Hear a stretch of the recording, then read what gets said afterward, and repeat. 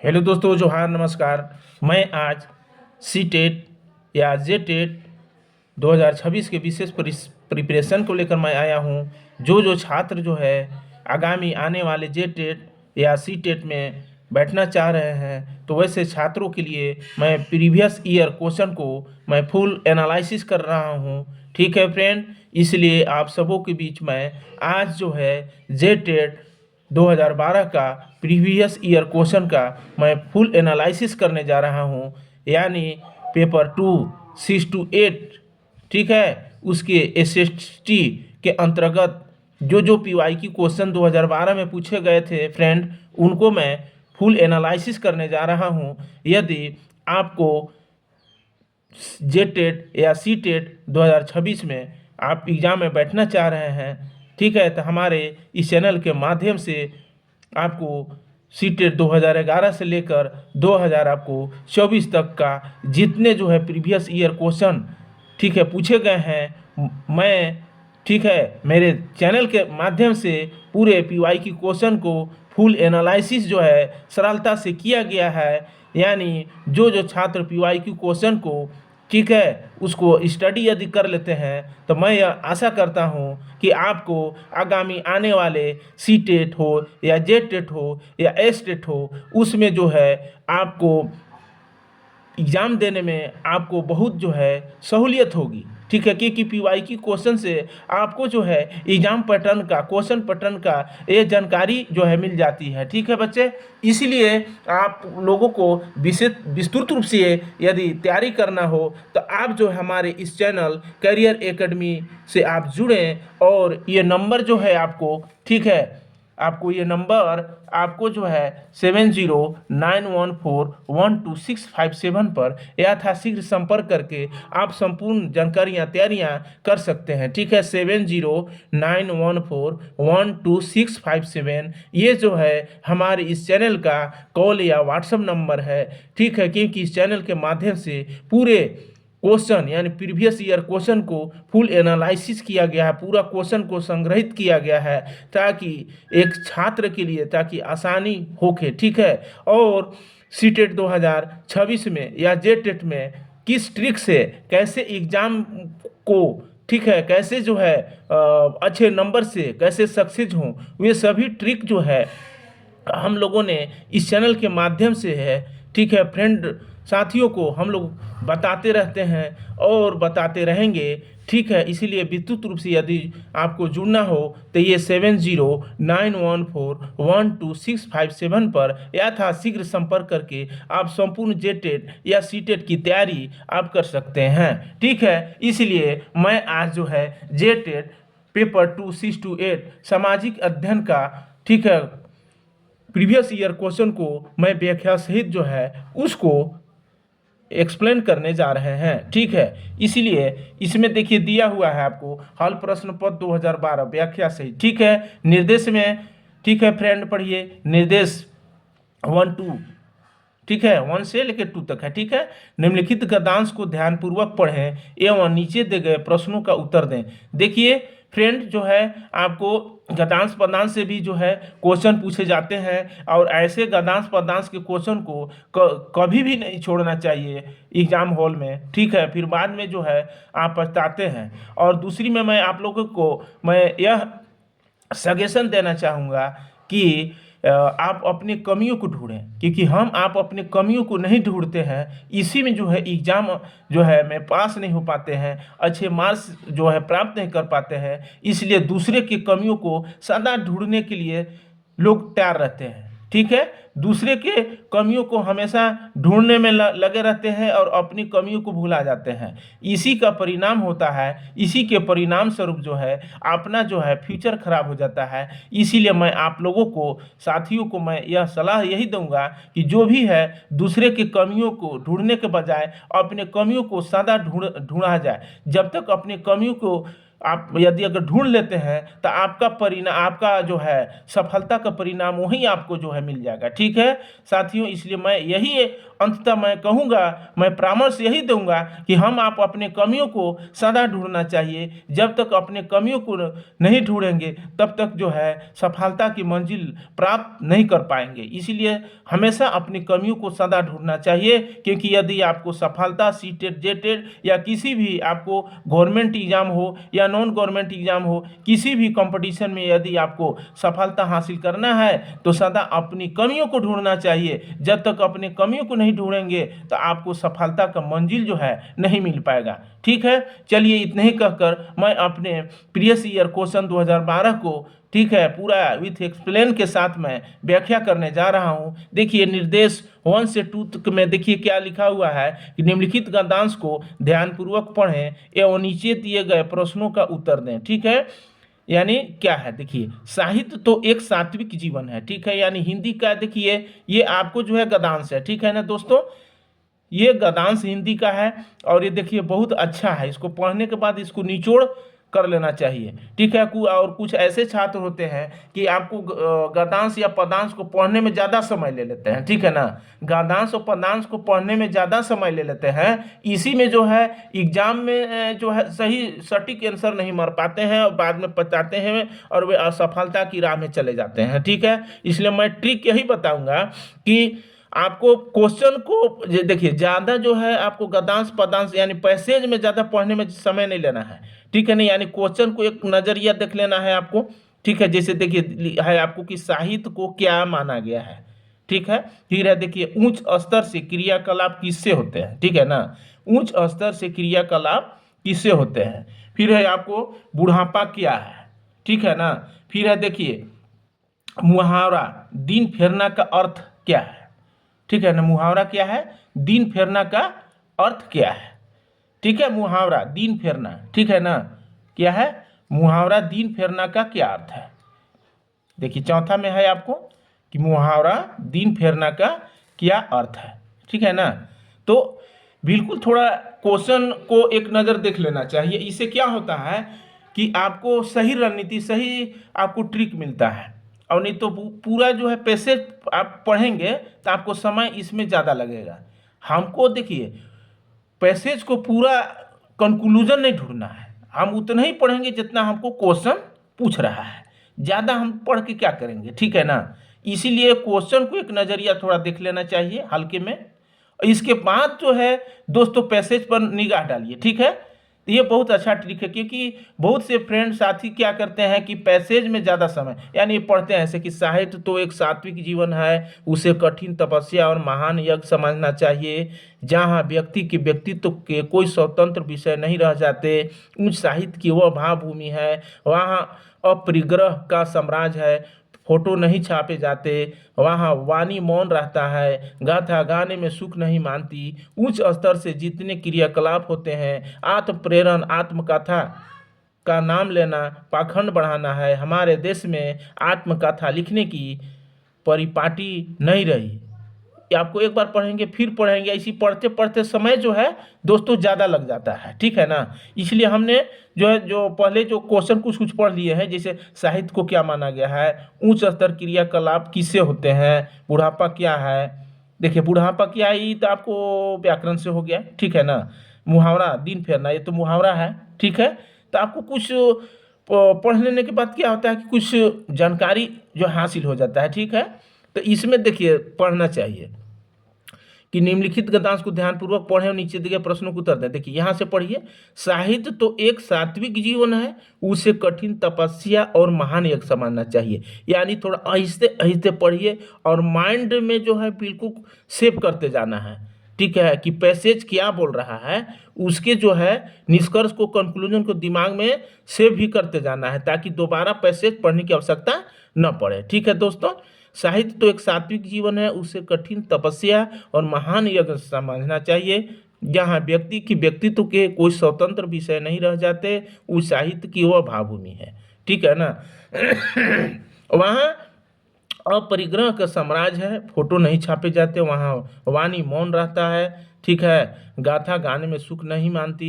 उच्च स्तर से जितने क्रियाकलाप होते हैं, आत्म प्रेरण, आत्मकथा का नाम लेना, पाखंड बढ़ाना है। हमारे देश में आत्मकथा लिखने की परिपाटी नहीं रही।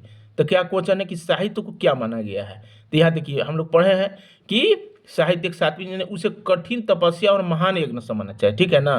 तो साहित्य को क्या माना गया है? तो कठिन तपस्या और महान यज्ञ। ये तो आपको एकदम सटीक आंसर हो गया, ठीक है। दूसरा क्वेश्चन क्या है कि उच्च स्तर से क्रियाकलाप किससे होते हैं, ठीक है ना। उच्च स्तर से क्रियाकलाप, देखिए उच्च स्तर से जितने क्रियाकलाप होते हैं, आत्म प्रेरण और आत्मकथा।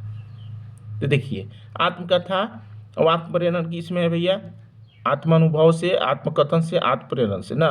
तो आपको सी आपको सटीक हो गया, ज़्यादा पढ़ने की जरूरत नहीं है बच्चे, ठीक है ना। और देखिए ये बुढ़ापा क्या है? तो ये तो आपको देखिए गद्यांश में पहला दूसरा क्वेश्चन ही इसमें था। ये तो आपको व्याकरण से होगा, बुढ़ापा क्या है तो आप खुद समझ रहे हैं। आप संज्ञा पढ़े होंगे आप प्रीवियस क्लास में, आपको जातिवाचक संज्ञा, व्यक्तिवाचक, समूहवाचक, द्रव्यवाचक, भाववाचक संज्ञा, ठीक है दोस्तों। तो बुढ़ापा क्या है? तो बुढ़ापा तो आप खुद समझ रहे हैं कि भाववाचक संज्ञा होता है, ठीक है ना।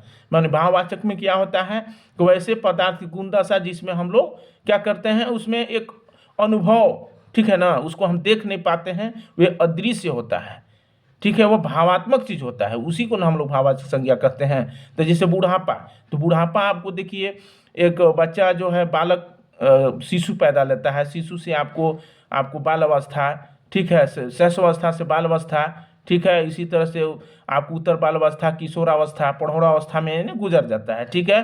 तो हम लोग उसको देख नहीं पाते हैं, धीरे धीरे वह जो है वो क्या है, बुढ़ापा में आ जाता है, ठीक है। तो वह भावात्मक चीज हो गया दोस्तों, इसीलिए बुढ़ापा जो है भाववाचक संज्ञा। जैसे जीवनी हो गया, प्रेम, ये सब आपको भाववाचक संज्ञा का आपको एग्जाम्पल होता है, ठीक है दोस्तों। आपको देखिए चौथा है कि मुहावरा, दिन फेरना का अर्थ है। ऐसे भी देखिए दोस्त, कोई बोलता है कि अरे बेटा तुमको तो मुंह क्या हुआ कि दिन फेर गया है, यानी दिन फेर गया है मैंने तुमको भाग पलट गया है, ठीक है ना। तो ये तो एकदम बिल्कुल सटीक है, भाग पलटना, ठीक है दोस्तों। अब देखिए पांचवा क्वेश्चन क्या है दोस्तों, बोलना कौशल में महत्वपूर्ण है, यानी बोलना कौशल में क्या महत्वपूर्ण है? स्थिति के अनुसार अपनी बात कह सकना, ठीक है। अलंकारिक भाषा का प्रयोग, मधुर वाणी, अस्पष्ट एवं शुद्ध उच्चारण, यानी बोलना कौशल में कौन सबसे महत्वपूर्ण है, ठीक है ना दोस्तों। तो बोलना, जैसे मान लीजिए बोल रहे हैं तो मधुर वाणी खाली बोलेंगे, ठीक है, अलंकारिक भाषा खाली प्रयोग करेंगे, अस्पष्ट शुद्ध उच्चारण, ठीक है, ये तो करना जरूरी है। लेकिन विशेष इंपॉर्टेंट इसमें से आपको जो है, आपको स्थिति के अनुसार, यानी कहाँ पर किस जगह पर क्या बात का हमको बोलना है, उसके अनुसार बात करना चाहिए। तो ये बोलना का जो है आपको, ठीक है ना, स्पीकिंग का ये सही स्किल है। इसलिए स्थिति के अनुसार अपनी बात कहना, ये बोलना के सबसे कौशल महत्वपूर्ण आपको साधन है, ठीक है दोस्तों। अब चलिए आगे, छठा है आपको कि आजकल, ठीक ना, जल्दी, जैसे अभिकारी शब्द क्या है, आजकल, यानी जल्दी आओ, ठीक है ना। आज तुम कहाँ जा रहे हो, ऐसा वर्ड बोलते हैं लोग, ऐसा सेंटेंस बोलते हैं, ठीक है। तो आज, कल, जल्दी, ये सब देखिए थोड़ा सा केयर करने की जरूरी है। पहला है क्रिया विशेषण, दूसरा है विशेषण, सी है क्रिया और डी है आपको संज्ञा, ठीक है ना। तो इसमें आज और कल, जल्दी, ये आपको क्रिया की विशेषता बता रहा है दोस्त, ठीक है ना। ठीक है, कह रहा है कि जल्दी आओ, जल्दी भागो, ऐसे बोलता है। तुम कल स्कूल जाना, आज तुम क्या स्कूल जाओ, ऐसा बोलता है लोग। तो ये क्रिया की विशेषता बता रहा है, इसीलिए आपको जो है क्रिया विशेषण हुआ। विशेषण तो दोस्त आप खुद जानते हैं कि किसी संज्ञा सर्वनाम की विशेषता बताने वाले शब्द को हम लोग विशेषण कहते हैं, ठीक है ना। जैसे राजू एक मोटा लड़का है, तो यानी राजू को कौन विशेषता बताया भैया, मोटा, तो यानी मोटा क्या हुआ आपको, विशेषण हो गया। क्रिया, जैसे वह पढ़ रही है, वह किताब पढ़ रही है, तो क्या पढ़ रही है भैया, तो पढ़ रही है, तो पढ़ना क्या है, क्रिया हो गया। यानी संज्ञा, संज्ञा तब खुद जानते हैं, किसी व्यक्ति, वस्तु, ठीक ना, प्राणी के नाम को क्या कहते हैं, संज्ञा कहते हैं। तो ये तो प्राणी है नहीं, इसलिए क्रिया विशेषण आपको है ना। आजकल, जल्दी, ये क्या है, ये क्रिया विशेषण है, इसीलिए आपको छठा के सटीक आंसर हो गया। अब देखिए 7 दोस्त, अध्यापक का लिंग परिवर्तन क्या है, यानी अध्यापक का, ठीक है ना, लिंग परिवर्तन, यानी इसका लिंग परिवर्तन क्या है, यानी आपको अध्यापक तो पुल्लिंग शब्द है, इसको स्त्रीलिंग में बदलेंगे तो आपको अध्यापक, अध्यापी ठीक नहीं होता है, अध्यापिका में आपको दीर्घी हो गया, अध्यापी भी सही नहीं है, आपको अध्यापिका, यानी 7वां की अध्यापिका, अध्यापक का सटीक लिंग परिवर्तन अध्यापिका। जैसे शिक्षक हम लोग शिक्षिका बोलते हैं, कैसे, उसी तरह से आपको अध्यापक का अध्यापिका है दोस्त, ठीक है। एकदम बिल्कुल कॉमन से समझना है, ठीक है ना, ज़्यादा गड़बड़ाने की जरूरी नहीं है। आपको देखिए 8वां, ग्रीस शब्द का संधि विच्छेद है, यानी संधि पढ़े होंगे, ठीक है ना, कि दो वर्णों के मेल से बने विकार को संधि कहते हैं, ठीक है ना।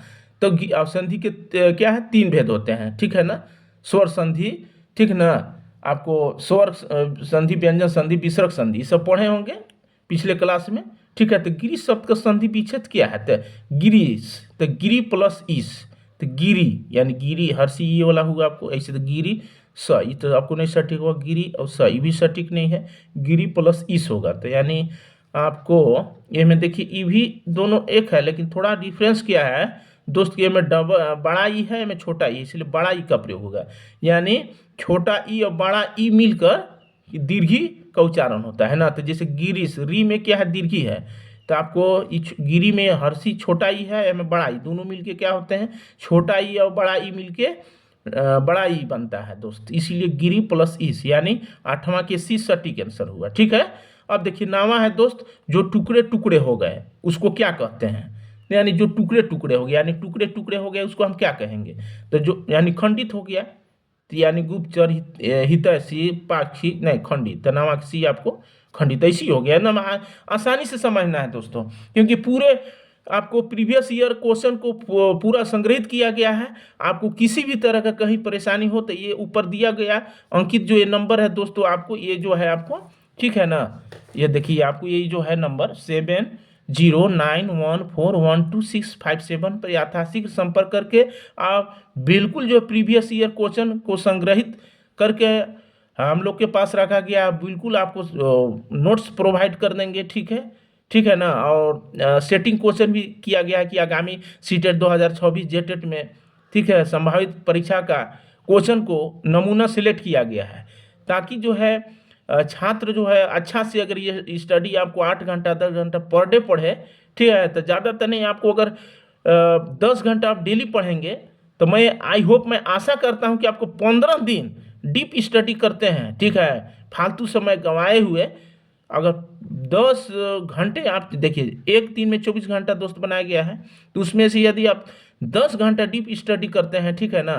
तो आपको मैं यह आशा करता हूं कि आपको एग्जाम जो है कम से कम 90+ मार्क्स अप्लाई सकते हैं, ठीक है। इसलिए 15 दिन डीप स्टडी कीजिए और सही सटीक सही रणनीति के साथ हम लोग के गाइडलाइन के अनुसार यदि आप स्टडी करते हैं, तो मैं यह जरूर आशा करता हूं कि आपको 90+ मार्क्स, कम से कम 90+ मार्क्स आपको, यानी एग्जाम क्वालिफाई करने में कोई रोक नहीं सकता है, ठीक है। इसलिए 7091412657 पर यथाशीघ्र संपर्क करके आप प्रीवियस ईयर क्वेश्चन को और मॉडल सेट तैयार किए गए क्वेश्चन को आप जो है बिल्कुल नोट्स प्राप्त कर लें, और आगामी आने वाले सीटेट हो या जेटेट हो या एस्टेट हो, उसमें आपको अच्छे से अच्छे मार्क्स से आप क्वालिफाई हों, ठीक है। हम लोग को यही हम लोग आशा करते हैं, ठीक है दोस्तों।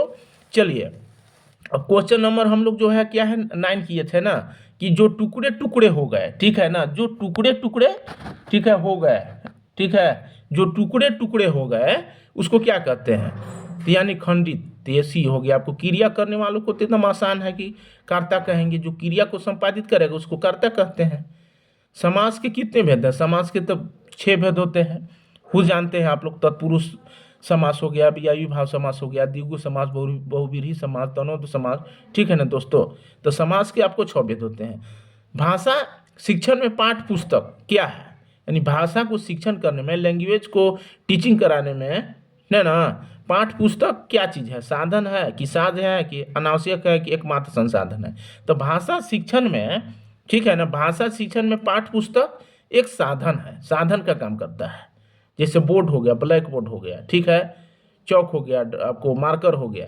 तो भाषा शिक्षण में पाठ्य पुस्तक भी एक साधन है, साधन नहीं है, एक साधन है, ठीक है दोस्तों। एकदम बिल्कुल जो एकदम सटीकता से समझना है, और बिल्कुल आपको आगामी आने वाले 2026 के सीटेट जेटेट में आप किस रणनीति से कैसे आप अच्छे मार्क्स से आप क्वालिफाई होंगे, उसको सही रणनीति हम लोग जो है बताते हैं और गाइडलाइन करते आ रहे हैं। पूरे प्रीवियस ईयर क्वेश्चन को फुल एनालिसिस करके बता रहे हैं दोस्तों, ठीक है। देखिए अब आगे है दोस्तों, आपको देखिए आगे आपको है देखिए आगे आपको क्या है, बिल्कुल आप देख सकते हैं, ठीक है ना। आगे आपको देखिए क्या है, 13वां क्वेश्चन क्या है दोस्तों, कि सृष्टि लखनऊ जा रही है, ठीक है ना। इस वाक्य में सृष्टि और लखनऊ है, ठीक है। तो सृष्टि लखनऊ जा रही एक पूरा सेंटेंस है, ठीक है ना। तो इस वाक्य में सृष्टि और लखनऊ है, क्या विशेषण है, सर्वनाम है, क्रिया है, संज्ञा है। तो सृष्टि तो नाम है, तो यानी ये तो संज्ञा हो गया। लखनऊ एक जगह प्लेस है, तो ये भी संज्ञा हो गया। तो यानी जो है सिटी और लखनऊ क्या है, संज्ञा। तो संज्ञा में आपको सटीक हो गया, ठीक है दोस्तों। अब देखिए अगला आपको जो है पदांश है, ठीक है ना। आपको 14 और 15 यानी इसे 2 क्वेश्चन जो है आपको टच हो जाएगा, ठीक है दोस्तों। तो देखिए निम्नलिखित पदांश को ध्यानपूर्वक पढ़ें और नीचे दिए गए प्रश्नों का उत्तर दें। यानी इस पदांश को एकदम बिल्कुल सावधानी से पढ़िए और क्वेश्चन क्या कर रहा है उस पर जो है केवल जो है एक बगुले के समान नजर रखना है, ठीक है ना। जैसे बगुला आप खुद जानते हैं कि नदी के आड़ा पर रहता, मछली इधर उधर तुरंत जो है आपको अपने मान से इधर उधर आया तुरंत टप से पकड़ लेता है, ठीक है ना दोस्तों। उसी के समान जो है एक विद्यार्थी का अच्छा जो है सिम्टम्स क्या है, गुण यही ना है कि अल्पहारी का चेष्टा को ध्यान। आप लोग पीछे अपने क्लास के स्टडी पीरियड में आप लोगों ने ये बात जाना है कि विद्यार्थी की ये अच्छा क्वालिटी है, लक्षण है कि अल्पहारी काकचेष्टा बको ध्यानम एकदम बिल्कुल होना चाहिए, तभी आप जो है सफलता की कुंजी आप प्राप्त कर सकते हैं दोस्तों, ठीक है। तो अपना देखिए विषय वस्तु में आप आया जाए, ठीक है ना। ऊंचे देखिए शिखरों से उतर उतर गिर गिर गिरी की चट्टानों पर कंकर कंकर पैदल चलकर दिन भर रजनी भर जीवन भर धोता वसुधा का अंतःस्थल यह लघु सरिता का बहता जल, ठीक है दोस्तों, है ना। मिला है इसको सब, देखिए मिला है इसको जब पथ पर रोक के खड़ा कठिन पत्थर, ठीक है। आकुल आकुल तो मैंने तकलीफ में ना, आतुर दुख से कतार सिर पटक पटक कर रो रो कर काटता है कितना कोल्हार यह लघु सरिता का बहता जल। क्या कहना है दोस्तों, बहुत जो है आपको बहुत रुचिकर है एक, ठीक है ना। यह पदांश बहुत रुचिकर है। ऊंची शिखरों से उतर उतर गिर गिर गिरी की चट्टानों पर कंकर कंकर पैदल चलकर दिन भर रजनी भर जीवन भर धोता वसुधा का स्थल यह लघु सरिता का बहता जल। मिला है इसको जब पथ पर रोके खड़ा कठिन पत्थर आकुल आतुर दुख से कतार सिर पटक पटक कर रोकर करता है कितना कोल्हाल लघु सरिता का बहता जल। वाह क्या कहना है इसमें, देखिए ऊंचे शिखरों से यानी पहाड़ की शिखरों से उतरता है, ठीक है, गिर गिर कर चट्टानों पर गिरता है, कंकर पैदल कंकर पर टकराता है और दिन भर चलते रहता है जीवन भर धोता वसुधा का अंतर चले लघु सरिता का बहता चल। देखिए ये कोनो हम लोग को ये पोएम को ये पदांश को याद नहीं करना है, ठीक है ना दोस्तों। इसलिए अब देखिए ज़्यादा नहीं बात करना है, ये आप क्वेश्चन पर चलना है। इस कविता के द्वारा कवि मनुष्य को क्या संदेश देता है, ठीक है ना। यानी कविता के माध्यम से कवि इसका जो राइटर है वो क्या संदेश देता है, ठीक है ना मनुष्य को। तो मुश्किलों से मुंह मोड़ लेना, मुश्किलों से भाग ना, मुश्किलों का सामना करते हुए आगे बढ़ना, मुश्किलों को समझना। तो देखिए एक जो है ये प्रकृति हमको ज्ञान दे रहा है, ठीक है ना, कि आपको जब नदी का निर्माण करता है तो नदी को कोई इंसान कृत्रिम रूप से उसको निर्माण नहीं हुआ है, वो प्रकृति का देन हुए अपने जो है आपको ऊंचे शिखर से पानी उतरेगा, आपको उसको कंकड़ मिलेगा, पत्थर मिलेगा, चट्टान मिलेगा, सभी से वो लड़ता है, संघर्ष करता है और वह नदी आगे की ओर बढ़ता जाता है और धीरे धीरे वह जो है छोटा नदी से बड़ा नदी का स्वरूप ले लेता है, ठीक है ना। तो इसे हम लोग को देखिए यही हम लोग को क्या कहा जाए, ज्ञान या कहिए आप, हाँ ज्ञान ही बोल सकते हैं। इसे हम लोग को यही निष्कर्ष आ रहा है, यानी किसी भी मुश्किल से हम लोग को डरना नहीं चाहिए, कायर नहीं होना चाहिए। तो मुश्किलों का सामना करते हुए आगे बढ़ना, यानी 14वां का सी सटीक हो गया दोस्तों। वसुधा का परिवाची शब्द क्या है, वसुंधरा, ठीक है ना। वसुधा का परिवाची शब्द आपको जो है, ठीक है ना, वसुंधरा होगा, नीरज नहीं होगा, ठीक है ना। गिरी पहाड़ हो गया तो ये आपको वसुंधरा होगा, ठीक है दोस्तों। एकदम बिल्कुल जो है एकदम देखिए आपको हिंदी का देखिए ये 15 क्वेश्चन था दोस्तों, ये 15 का जो हमने ठीक ना एनालिसिस कर दिया, ठीक है दोस्तों। अब देखिए मैं कुछ जो है अब जो है आपको बाल विकास का कुछ क्वेश्चन है, ठीक है ना दोस्तों, उस पर मैं जिक्र कर रहा हूँ, ठीक है। आपको देखिए बीच में ये इंग्लिश का है, ठीक है ना। तो ये इंग्लिश का है, ये आपको कभी शांति में ये सब करेंगे, लेकिन अभी जो है आपको हिंदी के बाद जो है आपको बाल विकास पर जो है विचार कर रहे हैं, ठीक है ना। देखिए आपको क्वेश्चन जो है आपको देखिए 15 हिंदी का था, 15 इंग्लिश का था, लेकिन अब यहाँ 31वां नंबर यानी CDP से चल रहे हैं, ठीक है ना। आपको देखिए क्या कह रहा है कि प्रभावी शिक्षण के लिए कार्यक्रम को व्यवस्थित करने का अंतिम कदम क्या है, यानी ये इफेक्टिव टीचिंग होने के लिए कार्यक्रम को व्यवस्थित करने का अंतिम कदम कौन होगा। नियत कार्य, मूल्यांकन, अनुवर्तन, समय सारणी को व्यवस्थित करना। तो एक प्रभावी शिक्षण को कार्यक्रम को अगर सजाना है तो उसका अंतिम कदम आपको अनुवर्तन होगा, ठीक है दोस्तों, एकदम बिल्कुल सटीक है। आपको देखिए आगे है 32वां क्वेश्चन है, 32 क्वेश्चन, कि बच्चे के विकास के किस चरण के दौरान सृजनात्मक और कल्पना शक्ति अत्यधिक प्रबल होती है। बहुत आपको क्वेश्चन, आपको बहुत अच्छा क्वेश्चन आया है, ठीक है। और ऐसा भी क्वेश्चन आगामी आने वाले एग्जाम में आपको इसी को केवल शब्द का जो है परिवर्तन करके आपको दे सकता है, ठीक है ना, कि बच्चे के विकास के किस चरण के दौरान, यानी बच्चा के विकास के कौन से चरण में सृजनात्मक कल्पना शक्ति वो एकदम प्रबल हो जाती है, जोर पर पकड़ लेता है। तो देखिए क्वेश्चन पढ़ने ही इसको आंसर इस दिमाग में दौड़ जाएगा आपको। तो 100 यानी 0 से 2 बरस, 0 से 2 बरस बच्चा का क्या सृजनात्मक कल्पना शक्ति अत्यधिक प्रबल होगा, नहीं होगा। प्रारंभिक बचपन 2 से 6, हाँ ये तो होने का चांस है। मध्य बचपन 6 से 10, प्रारंभिक की अवस्था 14 से 18। तो देखिए आपको प्रारंभिक बचपन यानी 2 से 6 ईयर्स के बीच में ही बच्चों में सृजनात्मक कल्पना शक्ति ज़्यादा प्रबल होती है, क्योंकि इस आयु में बच्चे अपनी मम्मी से, पापा से, अंकल से, ग्रैंडफादर से क्वेश्चन करता है कि पापा जी क्या है, पापा जी ये क्या है, ठीक है ना।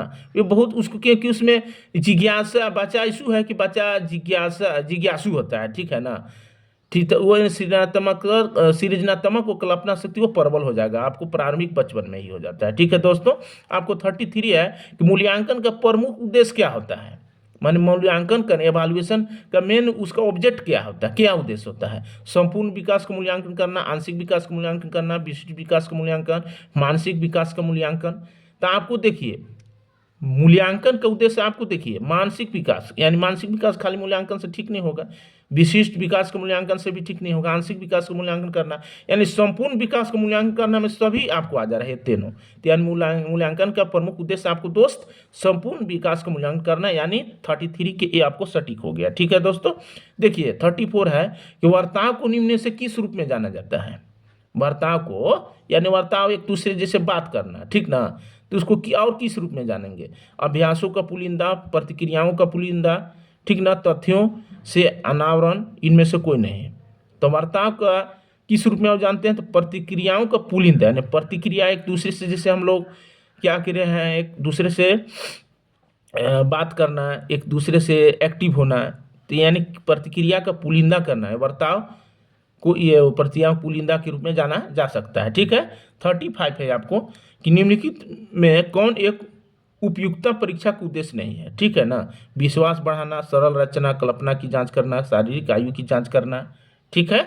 तो आपको देखिए एक उपयुक्तता की परीक्षा का उद्देश्य कौन नहीं होगा, सरल रचना, कल्पना की जांच करना, शारीरिक आयु की जांच करना। तो विश्वास बढ़ाना, विश्वास बढ़ाना जो है ना, ये उपयुक्तता की परीक्षा का उद्देश्य सही नहीं है आपको, ठीक है। प्रभावी शिक्षक वह है, यानी प्रभावी शिक्षक कौन होता है दोस्तों, तो प्रभावी शिक्षक वह है जो छात्रों को प्रोत्साहित करता है कि कैसे पढ़ना है, सीमित अवधि में अधिक जानकारी प्रदान कर सकता है, नियत कार्य को ध्यानपूर्वक संशोधित करता है, कक्षा पर नियंत्रण रखता है।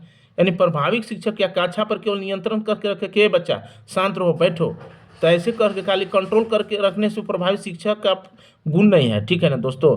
नियत कार्य को ध्यानपूर्वक संशोधित, यानी जो कार्य है केवल उसी पर संशोधित किया जाए और दूसरे चीज़ पर नहीं किया जाए, तो ये भी से आपको सटीक प्रभावी शिक्षक की क्वालिटी नहीं आ रहा है। सीमित अवधि में अधिक जानकारी प्रदान कर सकता है, यानी अगर कम अवधि में आप बच्चों के बीच ज़्यादा जो है आप एक्सप्लेन करते रहे हैं, ठीक है, तो बच्चा के मेमोरी में आपको स्कीमा में सेव नहीं हो पाता है दोस्तों, ठीक है ना। इसलिए प्रभावी शिक्षक हुआ है सबसे सटीक, यही आपको 36 यही ज़्यादा दोस्त आ रहा है कि छात्रों को प्रोत्साहित करता है कि कैसे पढ़ना है, यानी उसको मोटिवेशन करना है। प्रभावी शिक्षक का यह आपको अच्छा एक क्वालिटी है, ठीक है दोस्त, इसलिए 36 का ए सही होगा। आपको 37, ठीक है, एक स्कूल का वातावरण कैसा होना चाहिए, ठीक है ना। एक स्कूल का वातावरण कैसा होना चाहिए भैया, तो ए है पिछड़ा, बी है परगामी, सी है खुशहाल और डी है आनंदमयी। तो स्कूल का वातावरण एकदम बिल्कुल परगामी होना चाहिए, कि पिछड़ा भी नहीं होना चाहिए, खुशहाल आनंदमयी नहीं, परगामी आपको सबसे सटीक बैठ रहा है, इसलिए कि स्कूल का वातावरण परगामी होना चाहिए। तस्वीरें उपयोग होती है पढ़ाने में, ठीक है ना। क्लास में तस्वीर पिक्चर टीचर लोग क्यों उसको प्रयोग करते हैं, रुचि को बढ़ाने में, गुणवत्ता को बढ़ाने में, ठीक है ना। आपको देखिए पदार्थ को, देखिए क्या लिखा हुआ है, पदार्थ को बढ़ाने में, ठीक है, और कौशल को बढ़ाने में, ठीक है दोस्तों। तो आपको जो है, देखिए आपको बिल्कुल सटीक जो है आपको कौन बैठ रहा है, इस पर हम लोग को ध्यान देना है, ठीक है ना। तो तस्वीरें उपयोग होती है पढ़ाने में, रुचि को बढ़ाने में, यही आपको सटीक आया, गुणवत्ता को बढ़ाने में रुचि, यानी जब तक बच्चा में रुचि नहीं आएगा ना, तो आप कितनों पढ़ाएंगे बच्चा नहीं समझेगा, आप क्लास में ध्यान भी नहीं देगा। इसलिए रुचि को बढ़ाने में तस्वीर ज़्यादा पिक्चर का प्रयोग किया जाता है, ठीक है ना। जैसे देखिए साइंस उस विषय है ना, तो वो देखिए वो फिजिकल चीज़ है, ठीक है ना। तो उसमें ज़्यादा एक्सपेरिमेंट करके लोग पढ़ाते हैं, ताकि बच्चा को एक व्यवहारिक ज्ञान मिले, ठीक है। देखिए आपको 39 है, ठीक है ना दोस्तों। 39 क्या है कि अभिजात समूह कब तैयार होते हैं, शैशव काल में, उत्तर बचपन में, किशोरावस्था में, प्रारंभिक बचपन में। यानी बच्चों में समूह बनाना कब ये प्रारंभ हो जाता है, उत्तर बचपन में, ठीक ना। यानी जैसे मान लीजिए आपको 6 से ज़्यादा उम्र हो गया ना, तब 6 से लेके 11 तक, तो आपको ज़्यादा बच्चे जो क्या है ग्रुप में रहना पसंद करने लगता है, इसलिए उत्तर बचपन सही होगा आपको। बुद्धि है, बुद्धि क्या है, एक स्वाभाविक मानसिक योग्यता है, अंगीकार करने की एक क्षमता है, सीखने की एक क्षमता है, ये सभी। तो बुद्धि क्या है, एक स्वाभाविक मानसिक योग्यता भी है, अंगीकार करने की क्षमता है, सीखने की एक क्षमता है, ये सभी। यानी 40 का 40 का आपको डी सही आ गया दोस्त, ठीक है ना। जैसे 41 का प्रेरणा निम्नलिखित से किसकी एक कला है, कार्य योजना, रुचि पैदा करना, मस्तिष्क को नियंत्रण करना, सिलेबस के अनुसार पढ़ाना, ठीक है ना। तो प्रेरणा मैंने मोटिवेशन है, यानी रुचि पैदा करना, एकदम बहुत सटीक हुआ आपको, यानी रुचि का मोटिवेशन जो है, रुचि पैदा करना एक कला है, ठीक है। आपको 42 है कि एक सम्मिलित कक्षा से संबंध मूल्य है, ईर्ष्या, सहानुभूति, सहयोग, प्रतिस्पर्धा। तो एक सम्मिलित कक्षा में संबंध मूल्य ज़्यादा सहयोग का है, यानी सहयोग की भावना एक दूसरे के साथ करने से बच्चों में क्या है ना, कि आपको स्किल, कम्युनिकेशन स्किल डेवलप होता है, कॉग्निटिव आपको डेवलप होता है, हर तरह से उसको डेवलप होता है। इसलिए सहयोग जो है ना कक्षा में संबंध मूल्य है ज़्यादा। आपको 43 है कि गहन पढ़ाई से छात्रों को किस प्रकार के शब्द संग्रह में बढ़ोतरी होती है, यानी बच्चा अगर गहनतापूर्वक पढ़े तो उसको शब्द संग्रह किस तरह से, यानी उसको इंक्रीज होगा, बृहद, निश्चेष्ट, सक्रिय, थोड़ा एकदम एक्टिव होगा, ये सक्रिय सही हुआ आपको। देखिए परीक्षा पास करने की पहल को कितने प्रोत्साहित किया जाना चाहिए, ज्ञानार्जन को, प्रेरणा को, बढ़ावा को, कदर, परीक्षा पास करने की पहल को कितने प्रोत्साहित किया जाना चाहिए, यानी प्रेरणा, या जब तक बच्चा में प्रेरणा नहीं रहेगा तो आप कुछ नहीं कर पाएंगे, इसलिए प्रेरणा, मोटिवेशन बहुत जरूरी है। 45 है संज्ञानात्मक क्षेत्र का निम्न स्तर है, प्रयोग, परिज्ञान, मूल्यांकन, ज्ञान। तो संज्ञानात्मक क्षेत्र का निम्न स्तर ज्ञान है, ठीक है ना। ज्ञान के बाद वो बच्चा प्रयोग करता है, एक्सपेरिमेंट करता है, या कोई इवैल्यूएशन करता है, मूल्यांकन करता है, ठीक। तो निम्न स्तर आपको ज्ञान होगा, क्योंकि ज्ञान से ही आगे ग्रोथ करता है, ठीक है ना दोस्त। देखिए 46 है कि एक पाठ योजना है, एक पाठ योजना है क्या है, एक विस्तृत कक्षा शिक्षण योजना, सभी पाठों की योजनात्मक मूल्यांकन, कठिनाई स्तर, योजना सीख, छात्रों के लिए कंप्यूटर एप्लीकेशन। तो एक पाठ योजना है, एक विस्तृत कक्षा शिक्षण योजना, एकदम सटीक हुआ दोस्त, ठीक है। 47 क्या करना चाहिए जब एक छात्र कक्षा में ध्यान नहीं, यानी यदि कोई छात्र जो है कक्षा में ध्यान नहीं दे रहा है तो शिक्षक को क्या करना चाहिए, बहुत अच्छा क्वेश्चन है। इस परिस्थिति में क्या होते हैं ना, कि शिक्षक बच्चों को मारने पीटने लगते हैं, ये ऐसा कदापि नहीं होना चाहिए, ठीक है ना। देखिए कक्षा के विषय के बारे में कुछ रुचिपूर्ण बातें बताना चाहिए, उसे कक्षा से बाहर चले जाने को कहना चाहिए, उसे चेतावनी देना, उसे पढ़ने को बात करना, ये सब तो होना नहीं चाहिए, निगेटिव वर्ड है, ठीक है ना। तो एक छात्र को कक्षा में ध्यान नहीं देता है तो हम क्या करेंगे, जो उसको सही इलाज होगा, तो कक्षा में विषय के बारे में कुछ रुचिपूर्ण बातें बनना चाहिए, ठीक है। इंटरेस्टिंग आपको कुछ कहानी कहिए, ताकि बच्चा को माइंड मेमोरी आपको पॉजिटिव आ जाए, इसके बाद जो है क्लास लीजिए तो आपको बेटर होता है, ठीक है दोस्त। इसलिए कक्षा में विषय के बारे में कुछ रुचिपूर्ण बातें बताना चाहिए, ठीक है ना। आपको 48 है क्या है, 48 नंबर देखिए, एक बच्चे को शुरुआत में किससे लिखना सिखाया जाता है, स्केच पेन से, चौक से, पेन से, पेंसिल से, तो यानी चौक से। अब तो धीरे धीरे लोग पेंसिल का प्रयोग करने लगा, लेकिन आपको ट्रेडिशनल है कि शुरू से लोग आपको चौक से ही सिखाने का काम किया। एक बच्चे को शुरुआत में किसे लिखना सिखाया जाता है, तो चौक, यानी चौक सटीक आंसर हुआ। ठीक है दोस्तों, अब देखिए 49 क्वेश्चन क्या है, एकदम बिल्कुल एकदम आसानी से समझिए दोस्त।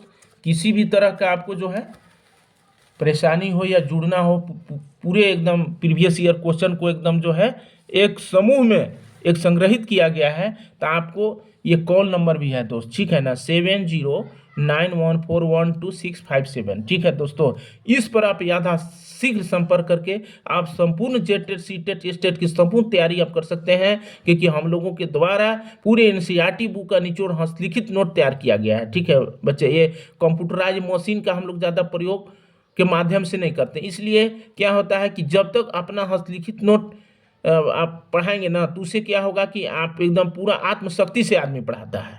ठीक है, चलिए अब आगे क्या है, आपको 48 के बाद 49 नंबर क्वेश्चन क्या है दोस्त, इस पर चलिए अब विचार किया जाए। ठीक है ना, आपको देखिए 49 में है, आपको 49 में देखिए क्या है, देखिए है शिक्षा प्राप्त करने के किस चरण में एक बच्चा भावपूर्ण समस्याओं और बहुल परिकल्पनाओं को उत्पन्न करने में समर्थ हो जाता है। ठीक है ना, शिक्षा प्राप्त करने के किस चरण में, यानी किस अवस्था में एक बच्चा भावपूर्ण समस्याओं और बहुल परिकल्पनाओं को उत्पन्न करने में मैंने एक्टिव हो जाता है। ठोस क्रियाएं, संवेदनशील क्रियाकलाप अवधि, पूर्व परिचलात्मक अवधि, औपचारिक क्रियाएं, यानी औपचारिक क्रियाएं की अवस्था में, ठीक है ना, एक बच्चा जो है आपको बहुल परिकल्पनाओं को उत्पन्न करने में असमर्थ हो जाए, औपचारिक क्रिया है, सटीक हुआ। खराब लिखावट करने से किससे लेना देना नहीं है, शारीरिक त्रुटि, ठीक है, बुद्धि, गलत मुद्रा, थकावट।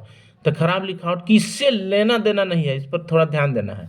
निगेटिव चीज पूछा है इसमें, खराब मैंने खराब लिखावट का किसे इसमें लेना देना नहीं, शारीरिक त्रुटि, यानी शारीरिक त्रुटि अगर रहेगा, मान लीजिए उंगली अगर नहीं रहेगा, तो बच्चा के लिखने में क्या दिक्कत नहीं होगा, होगा। तो ये आपको इसे लेना देना है। गलत मुद्रा भी है, थकावटी भी है। तो बुद्धि, यानी बुद्धि जो है ना, खराब लिखावट में इससे कोई लेना देना नहीं है, बुद्धि का होगा। ठीक है, डिसलेक्सिया है एक प्रकार का, ये देखिए दोस्त, एगो डिसलेक्सिया होता है, एगो डिसग्राफिया होता है। इस पर बहुत बार क्वेश्चन पूछता है। ठीक है ना दोस्त, क्या देखिए, डिसलेक्सिया है एक प्रकार का, सोच अवरोधक है, मानसिक अवरोधक है, शारीरिक अवरोधक है, भाषा अवरोधक है।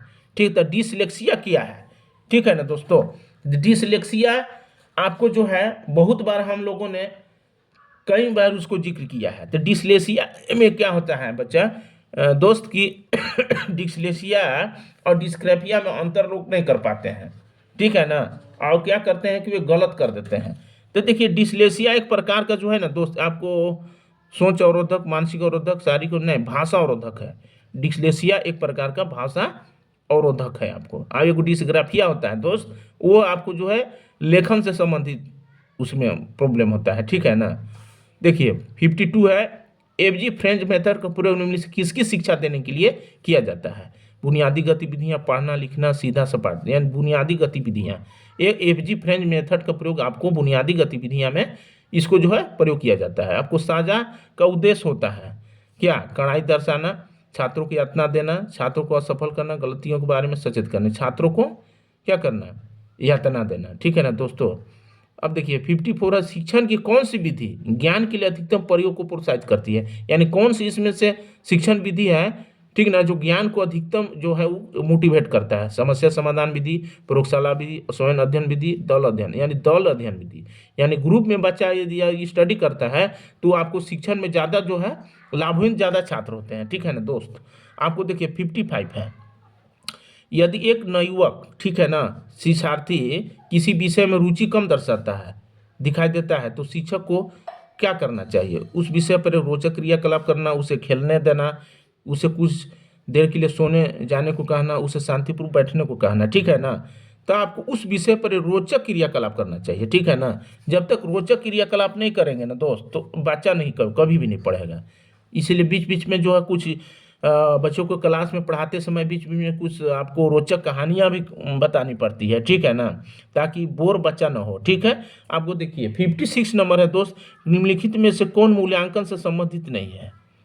शिक्षक की डायरी, उद्देश्य, ज्ञान अर्जन, अनुभव, मूल्यांकन कार्य। ठीक है ना, तो आपको देखिए किसका मूल्यांकन संबंधित, देखिए ज्ञान, ज्ञान अनुभव मूल्यांकन कार्य भी है। उद्देश्य, जो है आपको मूल्यांकन संबंधित नहीं है। कौन सी तथ्योक्ति गेस्टाल्ट सिद्धांत पर आधारित है?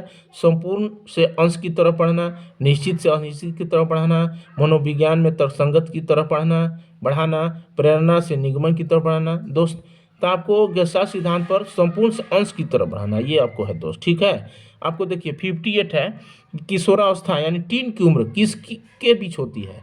किशोरावस्था टीन यानी बच्चा एकदम जो है बिल्कुल आपको क्या बोला जाए, एकदम तूफान की अवस्था में आ जाता है। तो आपको किस आयु में होगा? आपको देखिए, आपको 13 से 18 वर्ष की आयु है, किशोरावस्था की आयु कहलाता है दोस्त। ये तूफान की आयु, किशोरावस्था की आयु यही है आपको। ठीक है दोस्त, अब देखिए आपको है 59 नंबर क्वेश्चन है दोस्त। देखिए, समूह परियोजना कार्य मदद करता है, यानी समूह परियोजना क्या चीज़ में मदद करता है हमको? ठीक है ना। देखिए, सहयोग, विवेचनात्मक सोच और समस्या समाधान को विकसित करने में, जातियों के बीच प्रतिस्पर्धा करने में, प्राप्त करने की एक उच्चस्तर महत्वाकांक्षी को विकसित करने में, या याददाश्त बढ़ाने को विकसित करने में। तो आपको समूह परियोजना कार्य क्या मदद करेगा? सहयोग, विवेचनात्मक सोच, समस्या समाधान को विकसित करने में। ठीक है ना। आपको जो है 59 का जो है आपको दोस्तों देखिए, 59 का आपको एकदम जो इम्पोर्टेंट आपको यही होगा। सहयोग करना, विवेचनात्मक सोच पैदा होता है, समस्या समाधान विकसित करने में ये समूह परियोजना मदद करता है दोस्त। ठीक है ना। देखिए आपको 60 है, मनोविज्ञान का आधुनिक अर्थ क्या है? यानी साइकोलॉजी के क्या आधुनिक अर्थ है? मन का अध्ययन, चेतना का अध्ययन, आत्मा का अध्ययन, वार्ताओं का अध्ययन होगा दोस्त। ठीक है ना। झारखंड किस जिले में सबसे बड़ा वन क्षेत्र है? तो देखिए पलामू, धनबाद, ऐसे पलामू में भी है, लेकिन आपको हजारीबाग सबसे बड़ा वन क्षेत्र है। उचित राशन दुकान बहुत लोकप्रिय नहीं है, क्योंकि दुकान का अनियमित खुलना, नहीं व्यापारी यूँ द्वारा धांधली, जैसे कि बेहतर कमाई के लिए खुले बाजार में नहीं। आपको देखिए, कोई व्यापारी खुला मार्केट में जो है कोई डीलर आपको नहीं बेचता है। ठीक है ना, ये सटीक नहीं होगा। निम्न क्वालिटी के खदानों को बेचना, कार्ड को अनुपलब्ध होना, ये आपको आएगा। कार्ड को उतना देखिए, गरीब के पास कार्ड उपलब्ध नहीं हो पाता है। ठीक है ना, इसीलिए आपको यही सटीक होगा। समाजशास्त्र में अनुदेश मूल्यांकन छात्रों के लिए आवश्यक क्यों होता है? समाजशास्त्र में, सोशियोलॉजी एक सब्जेक्ट में, अनुदेश मूल्यांकन छात्रों के लिए आवश्यक क्यों होता है? कितनी ज्ञान तक सीमित करने के लिए, ज्ञान बढ़ाने के लिए, अनुशासित जांच में संलग्न होने के लिए, क्लासरूम में अतिरिक्त संसार से जुड़ने के लिए। ठीक है ना। तो कौन सा टीका? समाज मूल्यांकन, अनुदेश मूल्यांकन छात्रों के लिए आवश्यक क्यों होता है? ठीक है। तो आपको जो है देखिए, इसमें थोड़ा सा केयर कीजिए कि कौन आपको सटीक बैठ रहा है। आपको ज्ञान तक सीमित करने के लिए, कितनी ज्ञान तक या ज्ञान से, यही आपको होगा दोस्त। निम्न में से कौन भू संरक्षण का एक तरीका नहीं है? ठीक है, आपको देखिए इंटरक्रॉपिंग हो गया, ट्रेस फॉर्मिंग हो गया, डिप्रेटेशन हो गया, कंटूर बैरियर, आपको ये होगा। भारतीय संविधान किसके अनुमोदन नहीं करता है? हमारे जो इंडियन इंस्टीट्यूशन है दोस्त, कॉन्स्टिट्यूशन है दोस्त, इंडियन कॉन्स्टिट्यूशन जो है ये आपको किसकी अनुमोदन नहीं करता है? पारजातंत्र, धर्मनिरपेक्षता, प्रभुसत्ता, निरंकुशता। तो आपको देखिए निरंकुशता का अनुमोदन नहीं करता है। ठीक है। अंग्रेजों द्वारा रहितवाड़ी निपटारा को किस महाप्रांत में लागू किया गया? बंगला, मद्रास, बॉम्बे। तो मद्रास एवं बॉम्बे, यानी मद्रास एवं बॉम्बे होगा। ठीक है। विविधता में एकता वह किसने कहा है? शहीद भगत सिंह, महात्मा गांधी, जवाहरलाल नेहरू, सरदार वल्लभ भाई पटेल। तो विविधता में एकता वाक्य किसने कहा है? तो आपको जो है जवाहरलाल नेहरू जी ने, जो हमारे भारत के प्रथम प्रधानमंत्री थे, इन्होंने कहा है कि विविधता में एकता का वाक्य जवाहरलाल नेहरू द्वारा कहा गया है। राज्य सरकार सार्वजनिक स्वास्थ्य प्रणाली चलाती है केवल वे जो सेवा प्रभाव चुकाते हैं उसकी सुविधा के लिए, या तो मुफ्त या निम्न मूल्य पर उत्तम समाज सेवा प्रदान करने के लिए। ठीक है। टीबी, मलेरिया जैसे रोगों को फैलाने से रोकने या उसके विरुद्ध कार्रवाई करने के लिए, आम बीमारी से लेकर विषय बीमारियों के लिए उपचार प्रदान करने के लिए। ठीक है दोस्त। तो आपको देखिए इसमें आपको जो है सटीक आपको दोस्त होगा, केवल वे जो सेवा प्रभाव चुकाते हैं, राज्य सरकार स्वास्थ्य प्रणाली चलाती है, यानी यही आपको होगा। खेती के लिए आवश्यक पूंजी की व्यवस्था किसके द्वारा की जा सकती है? साहूकार अपनी बचत अतिरिक्त भूमि का होने, यानी संसद के द्वारा। फसल उगाने के लिए पहाड़ी ढालों को सीढ़ी या सीढ़ीनुमा आकार को काटना क्या कहलाएगा? अब सीढ़ी नुमा खेती, एकदम सटीक यही होगा दोस्तों। फसल चक्र नहीं होगा, रबी फसल नहीं होगा। ग्रीनविच से होकर गुजरने वाली आमोत्तर रेखा क्या है? आपको देखिए 0 डिग्री देशांतर, इससे ही होगा। आपको 180 डिग्री देशांतर नहीं होगा। ठीक है ना। अब देखिए आगे है, समाजशास्त्र का उद्देश्य होता है एक बच्चे को गुजरे भारत के संबंध में, उसके आसपास का संसार और कुछ महत्वपूर्ण सामाजिक समस्याओं के प्रति एक विशेष परिप्रेक्ष्य को विकसित करना। वह परिप्रेक्ष्य कौन सा है जिसे विकसित करने की आवश्यकता है? दुर्नय और रूढ़िवादी, दृढ़ और नव, परंपरागत और अटल, सभी विषयों के लिए असंवेदित होना। ठीक है दोस्त, तो दृढ़ और नमी ये सटीक हुआ दोस्त। देखिए 73 है कि जीविका के लिए उत्पादन को व्यवस्थित करने हेतु आवश्यकता है। जीविका के लिए उत्पादन को व्यवस्थित करने की क्या आवश्यकता है? भौतिक पूंजी की, भू और प्राकृतिक संसाधन की, श्रम की, मौसम की, यानी मौसम की भी। मानव संसाधन और निवेश के फलस्वरूप प्राप्त हो सकता है। मानव संसाधन में निवेश के फलस्वरूप क्या प्राप्त होता है? समाज के बड़ा योगदान, बेहतर बिजनेस विचार, ठीक है, स्कूल में बढ़ोतरी, दास्ता कार्य। ठीक है दोस्तों, मानव संसाधन में निवेश से क्या मैंने क्या उसका परिणाम होगा मानव संसाधन में निवेश करने से? ठीक है ना, इस पर कह रहा है दोस्तों। ठीक है, तो आपको स्कूल में बढ़ोतरी होगा, यानी मानव संसाधन को अगर निवेश करेंगे तो स्कूल में बढ़ोतरी होगा। ठीक है दोस्तों, आपको 75 है, 75 नंबर। सिलेबस में समाज विज्ञान पर एक परियोजना अध्ययन करने को क्या लाभ हो सकता है? छात्रों को मनोरंजन प्रदान करना, वास्तविक जीवन स्थिति के साथ कक्षा में पढ़ी हुई संकल्पनाओं का संबंध स्थापित करना, छात्रों को बेहतर ग्रेड देने के लिए कौशल सिद्ध करना।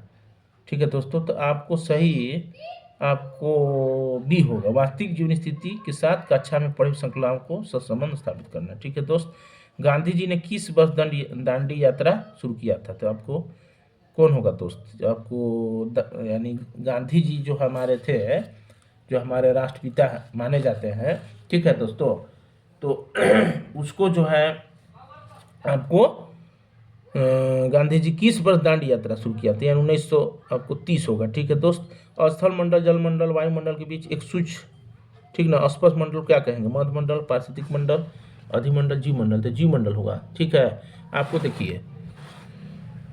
देखिए 78 नंबर क्वेश्चन है कि ईसा पूर्वक 6ठी शताब्दी के दौरान कितने महाजनपद थे?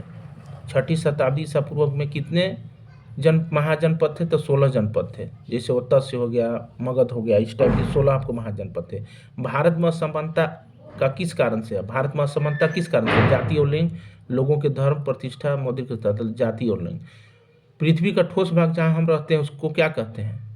तो ये आपको स्थल मंडल कहेंगे। ठीक है ना, वायुमंडल नहीं होगा, जीव मंडल नहीं होगा ना, तो आपको स्थल मंडल, पृथ्वी का ठोस भाग को हम लोग स्थल मंडल कहते हैं।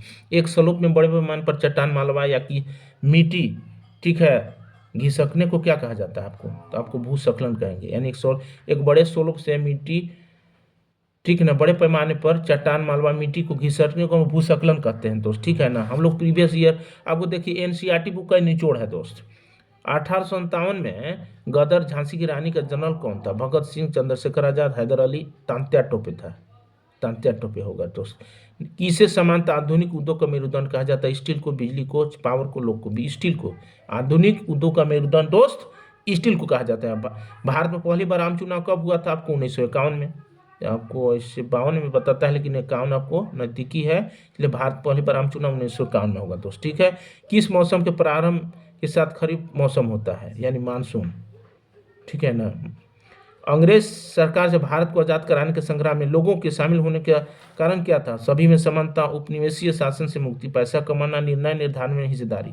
देखिए दोस्त, पैसा कमाना यानी कोई ना कोई प्रलोभन से लोग एकत्र हुए थे। ठीक है ना, तभी जो है जाकर जो भारत का स्वतंत्रता संग्राम मिला था। ठीक है दोस्त, देखिए 87 है, समाजशास्त्र में शिक्षण ज्ञानार्जन शक्तिशाली होते हैं। ठीक है ना, जब ये निम्नलिखित तरह के होते हैं, सिवाय चुनौतीपूर्ण, असकीर, अर्थपूर्ण, कठिन और भ्रामक मूल आधारित। ठीक है, तो आपको कठिन और भ्रामक, ठीक है दोस्तों, यानी इसमें समाजशास्त्र में शिक्षण और ज्ञानार्जन शक्तिशाली होते हैं जब ये निम्नलिखित तरह के होते हैं। किसके सिवाय? कठिन और भ्रामक।